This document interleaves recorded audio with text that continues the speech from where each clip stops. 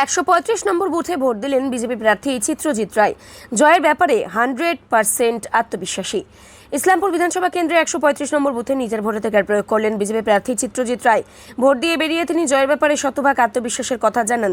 তিনি বলেন, শুরু থেকেই জয়ের ব্যাপারে তিনি আশাবাদী এবং ভোটারদের সমর্থন তার পক্ষে রয়েছে বলেই দাবি করেন। আজকের কর্মসূচি নিয়ে চিত্রজিৎ রায় জানান, তিনি বিভিন্ন বুথে বুথে পরিস্থিতি পর্যবেক্ষণ করবেন এবং দলীয় কর্মীদের সঙ্গে যোগাযোগ রাখবেন, বুথে বুথে ঘুরবেন। জয়ের ব্যাপারে আত্মবিশ্বাসী বিজেপি প্রার্থী। এখন গণতন্ত্রের সবচেয়ে বড় উৎসব হচ্ছে এই ভোট। সেটা আজ পশ্চিমবঙ্গে শুরু হয়েছে। প্রথম দফার ভোট হচ্ছে। আমি চিত্রজিৎ রায়, বিজেপির ক্যান্ডিডেট। খুব ভালো লাগছে, আমি অংশগ্রহণ করলাম এখানে, আমার মতামত জানালাম এবং আপামর ইসলামপুরবাসীকে বলবো আপনারাও সকাল সকাল আসুন, এসে আপনারা আপনাদের মতামত জানান। কতটা আশাবাদী এবার? আমি 100% আশাবাদী এবং বিপুল সংখ্যক লিড নিয়ে আমি জয়লাভ করব।